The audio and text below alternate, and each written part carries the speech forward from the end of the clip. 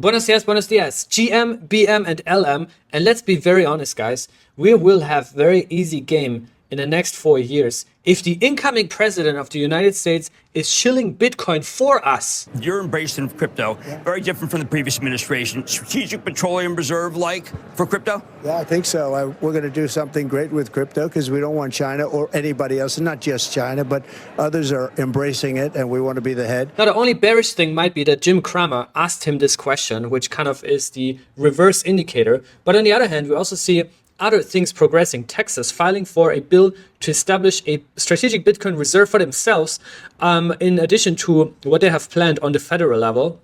What is planned on the federal level is that Senator Cynthia Lummis, who is an absolute Bitcoin bull, is going to meet with Trump's new Treasury Secretary Scott Bessent to discuss a strategic Bitcoin reserve. But it's not only the government, it's also BlackRock now recommending investing into Bitcoin. They just came out with this, saying that an allocation of 1 to 2% into Bitcoin is recommended, which is crazy. This is a by far largest asset manager in the world. Then also we have MicroStrategy just got included. This is fresh off the press into the NASDAQ. That's all about macro news. Yesterday we had a very, very amazing stream with the new Cosmos leadership, the new faces of Cosmos, which are Mac and Barry from Skip Protocol, which got acquired by the Interchain Foundation, led by Josh Cincinnati and Bucky, Ethan Buckman, Cosmos co-founder, who also now stepped down from the ICF, passing on the torch. And Nico, who's been the CMO at the Interchain Foundation, was also on that stream. And I think the TLDR from that is basically that we now have good vibes in Cosmos. We have good vibes, real visionaries sitting at the steering wheel of Cosmos that are young, that are ambitious, that are also universally liked by other builders and projects in the Cosmos ecosystem that previously did not really brag about being Cosmos, right? We're talking about Berachain, we talk about Initia, and all those projects that rather distance themselves from the Cosmos brand. But now with this new leadership in place, this is actually a very, very, very big deal, a pivotal point. So I'm very bullish on the new leadership and very bullish on Interchain Inc. as a new flagship organization in the Cosmos. But yesterday was not all. It was basically just the kickoff for a Spaces marathon coming next week, Tuesday, Wednesday, and Thursday. I will be also on that one. I will be on the day one, December 17, roll of Cosmos, the Hub, and Atom. So this one is more Atom-centric. Wednesday is more about the Interchain stack, meaning Comet BFT, which is the underlying consensus layer, previously known as Tendermint, or the Cosmos SDK, and of course IBC and IBC Eureka, which is basically native connectivity for IBC with Ethereum, is now very, very high up on the roadmap. So they will talk about that on Wednesday. And then Thursday is more about community and growth in Cosmos, which, to be honest, is for the first time ever, I guess, at least since I joined, that we're seeing such a coordinated also communication around a major announcement. And this coming also from the @Cosmos Twitter account is insane. Like, this is already amazing to see. So I'm very, very excited about that. And you can see the detailed lineup for each event here in this thread announcement. It's happening every day at 7 p.m. Dubai time or 3 p.m. UTC. So set your reminders and join those spaces or listen to the recordings. Looking into price movements, everything is going sideways pretty much. Atom holding up strong, $9.15, still below $10, which I think, especially now with what we know, what is coming and what is happening with this new leadership, I think Atom is going to do really, really well, to be very honest with you. Celestia below $7, Mantra above $4, which is very nice to see. Injective 28, say around 60 cents. dYdX still above $2, which is great. Akash AKT fell below $4.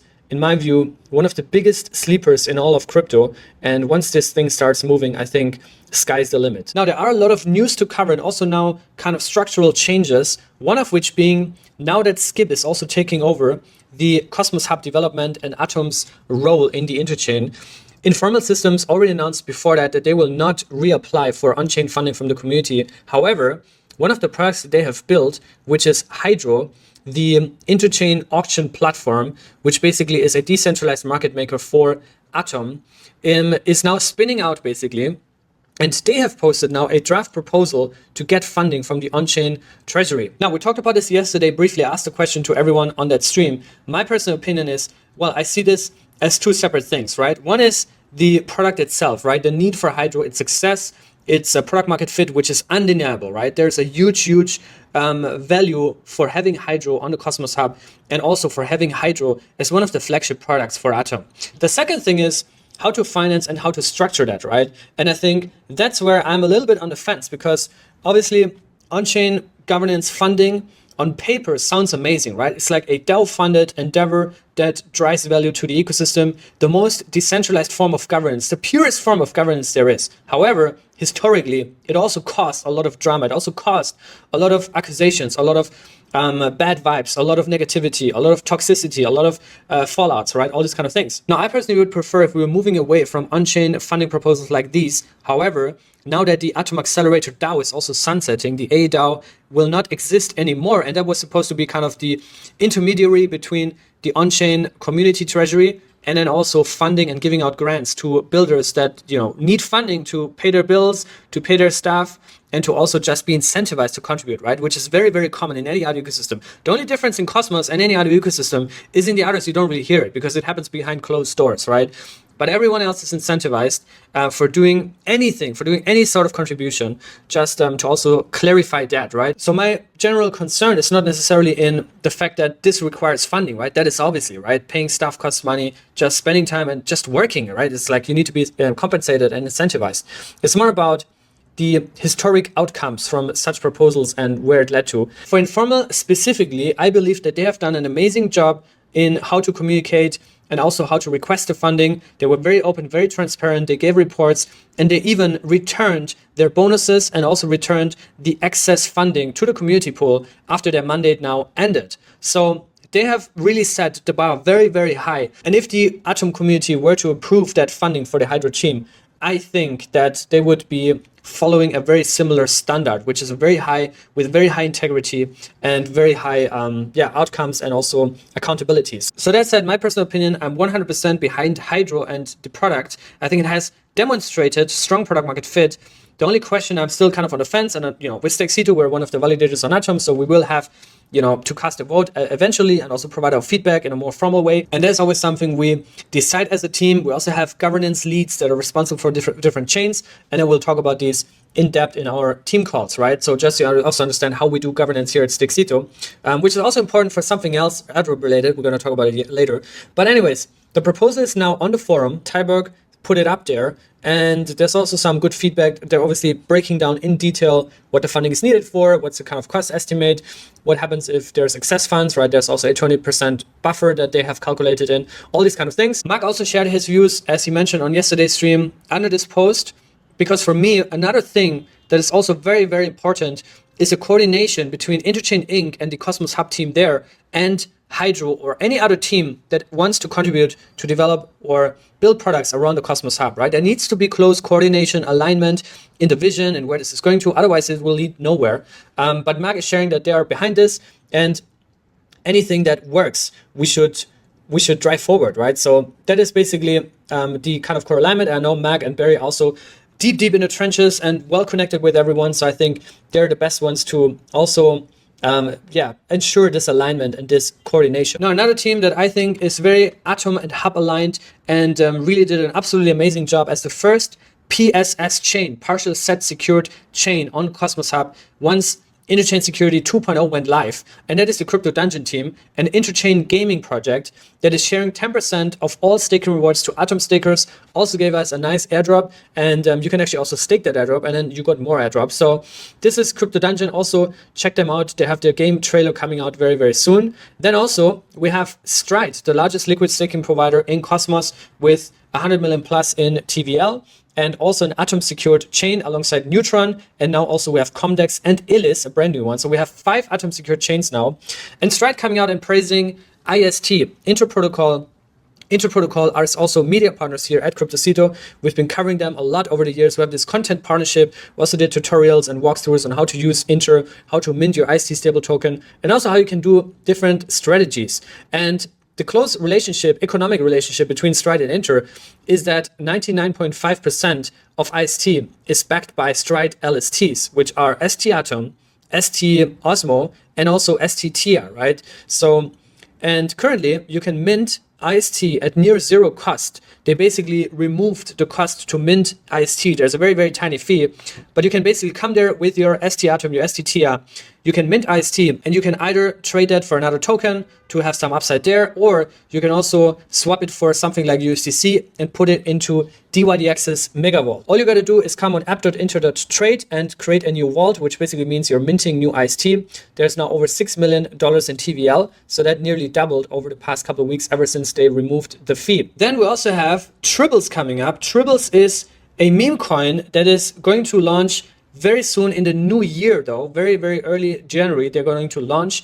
And they already announced a bunch of communities that will receive an airdrop, including the Spice community, including the Build community, BLD stakers, and many, many more. Also, Sloth holders, Bad Kids, Mad Scientists, and many more. So now they just launched their website, tribblecoin.com. There's currently a countdown, which does not have a timer, but it will come very, very soon. So those are Tribbles, and check out their website, their roadmap, and if you want to contribute. And you can even earn some IST for being an early community member and just also being early in their Discord and participating in this campaign where you can win a share of 500 IST, which means 500 USD. Check that out and join the Tribbles movement. Next, we have a big, big upgrade for Celestia that just went down. Ginger upgrade was implemented successfully, which means now we have the double block times, which leads to an immediate 2x increase to Celestia's data availability throughput. That's, I guess, the biggest upgrade for Celestia. And I think Celestia, in my book at least, is going to do really, really well this bull run. They have started their unlocks a couple of months ago for the TIA token, which a lot of people called Doomsday Upon. And yeah, there might be some sell pressure, but I think in the mid-run, longer run, TIA is going to do really well. So that's Celestia. They also have teased the Mammoths here. So I don't know what that is all about, but I even made it their main emoji here on the Celestia account. Remember how we as Sloth holders had to register our EVM address the other day. It might be in the context of that, to be honest. I don't really have any more insights on that, but definitely something that you need to be aware of. And that's also something that the C2 Plus community is going to get access to in real time, right? Because as soon as we get information, we'll share it with the C2 Plus community. And if you want to become part of that, you have to come on c2.zone and subscribe to our newsletter here, which is where we're going to send out information for the early access to early pilot members for this C2 Plus community. Everything is already set up, and then we're going to welcome the first few members in the very near future. Then we have updates from Penumbra, one of the best privacy projects that just launched their mainnet a few months ago. Penumbra is now integrated with Skip protocol, so you can now more seamlessly and easily move your assets in and out of the token, which is a native token for the Penumbra Layer 1 privacy blockchain. Then recap post by Osmosis, which in my opinion is still a giant, giant sleeper. I talked about AKT, I talk about dYdX a lot, I talk about a lot of coins in the cosmos, but also in my book, at least, anything below $1, I keep saying this, is like picking up money on the ground, at least for in my personal opinion, right? Of course, this thing can go to zero like any other coin, but I think if you read through this post, there's no way to not get bullish on Osmosis as a project, their vision, Bitmosis that is coming up. You can see they have managed to grow their volumes, grow their liquidity, grow everything. And with big launches around the corner, also with this new coordination layer and alignment layer that we have in Cosmos, with this new Interchain Inc. Leadership, I think Osmosis is also going to do really, really well. So Osmo, in my opinion, if you want to build a Cosmos portfolio, definitely needs to be part of that. Same counts for dYdX that just crossed $50 million in USDC deposited into MegaVault, which is still a well-kept secret, I guess. C2 viewers know this since well before it launched, but also the day it launched, we made tutorials on how to deposit, and we will also do a lot more tutorials on dYdX. They also now joined Crypto C2 as our media partner, and we also have a VIP affiliate partnership with them. So if you want to trade on dYdX, if you are a professional trader, you can check out the top link in the video description, and you get major, major discounts for trading on dYdX. So whenever you trade there, even if you already traded without the link, you can now click on the link, and then from there on, you will start getting discounts, and we'll also get a revenue share from the fees, which is supporting the channel and helps us also to have more stability as a team, as a company, and to also eventually grow further. MegaVault, $50 million, 52% or something APR in USDC on your USDC with no lockups. Absolutely amazing. This is also a decentralized market maker basically for the dYdX trading experience. Then we have Injective launching a brand new AI agents. AI agents are now the hottest topic in crypto right now. They're exploding left and right. And we talked about Echoes.fun, which is the AI agent platform developed by the Stride team for Cosmos as a Celestia rollup. when it launched. The day it launched, we literally made a tutorial, Sepmas from my team, we covered it here on the channel as well. And now Injective launched an Injective intern that is basically trained to defend Injective, to explain Injective, to support Injective on Twitter, right? It's basically the merge equivalent of Injective, just as an AI, right? As an AI agent. So the interesting thing here is that you can also invest into that thing. You can buy the Injective's interns token by coming here on echoes.fun. So you can come here and you can see the biggest echoes, which are those AI agents. There's currently 5 of them. Currently now Injective AI intern is the biggest one by market cap, 540k. And you can buy that by just coming here, click on swap, and then you can choose that token. You have to get some USDC here, connect your wallet, and then you can just easily buy that token. Then we have Mars protocol, a lending protocol in Cosmos that used to have its own L1, but now entirely migrated onto Neutron, which is also an atom secured chain. So Mars is now also part of the atom economic zone in that sense. And Mars Perps just launched on Neutron yesterday. So congratulations also to the team for that full migration. Moving on to airdrops, we have Vault 8 for the Saga airdrop, which is already the 9th Saga airdrop, now being distributed to the community. So check your wallets. My personal strategy is to just restake that whole thing, including all staking rewards. Just restake it. There will, however, be a change. So this is the last airdrop for the year. Next year, from next year on, we're going to see a different model. So they announced Vault 2.0, which is going to be a different way on how to get, receive, and engage with your airdrop by also using the Saga layer itself, the Saga DeFi layer and the Saga liquidity layer, I guess, that is going to be announced next week. So next week we have a wave of announcements by Saga, as Rebecca teased in her latest update. And yeah, I think it makes sense to pack the airdrop or incentives for Saga tokens and the Saga community to also use and familiarize yourselves with the product. Sticking with announcements and airdrops, we have a few more. Elys network just went live, made its first block on December 12th. And Elys is a DeFi platform, perp stacks, that is Atom secured, a full-on Atom consumer chain, but they also have their own token. And for that token, they also gave out an airdrop, or they're giving out an airdrop. You can't claim it yet, but the airdrop checker is now live with their revised tokenomics. Initially, it was only 5% that was airdrop to the Atom community. Now they upped it to 14%, and you can check that there. Note that there's basically 2 tokens. So you have the Elys token and you have the Eden token. You're most likely going to get the Eden token, but the Eden token is basically a locked version of Elys, which you can redeem over a period of 3 months into Elys tokens. And the requirement for that, if you're a Stake C2 delegator, so then you are fully eligible for that airdrop. So Stake C2 delegators are eligible for that airdrop because we are very active in governance. We vote on each proposal, and voting on one of these proposals that activated partial set security was mandatory. And those validators that have not voted on your behalf, and if you also haven't voted yourself, then you are unfortunately not eligible for that airdrop. So always make sure that your validators are voting. You can be rest assured that Stake C2 is always voting, and if we're not voting, then something major must have happened. But we're always voting. We take this very, very serious and have so over the past years. And that's also something in the C2 Plus community, those type of questions that we will help you with, right? Because sometimes you don't know why you're not eligible, and you ask yourself, like, you know, what were the requirements? Why did I miss out? Did my validator do something wrong? And those are exactly the things that we will be helping you with in the C2 Plus community. Then we also have the Imbeciles airdrop, IBC token airdrop being announced. And that is another meme coin.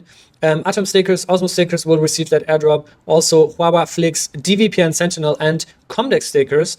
And also NFT holders, mad scientists, including Celestine, Sloth, and also Bad Kids. So very nice. And then there's a long list of other projects as well. Very nice. We'll get another airdrop right there. And finally, also, it is Sloth Dependence Day. December 12th was a pivotal day for all Sloth because there was some, let's say, internal restructuring. I also covered this briefly yesterday with Mac, who went through his baptism of fire. But Saki has entirely stepped down. Saki is the original creator who started it all, but he is now entirely out of the Celestine Sloth project. And yeah, there was just an Independence Day, which means now Paco Legordo is taking over the community. Also Nick White, COO of Celestia, and some other community members that are stepping up. So yeah, Sad Story is also the artist behind the Celestine Sloth art. And yeah, Zaki's just stepping down here after there was some major drama, but that was resolved within just a few hours. So there we are. That's all for today. I hope you enjoyed the video. I hope you enjoyed the stream yesterday. If you haven't watched it, please go over and rewatch the recording. If you have further questions, also drop them under this video. And yeah, that's all. I'll see you guys very soon. Stay lazy until then and be good.